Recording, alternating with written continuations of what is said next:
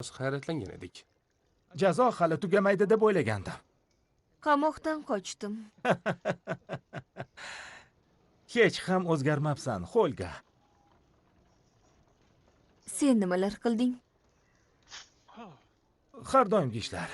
Bog'imga qarayman, kitobimni yozaman. Senga bergan hassam hali ham turibdimi? Ha, turibdi. Agar xohlasang, olib ketishing mumkin.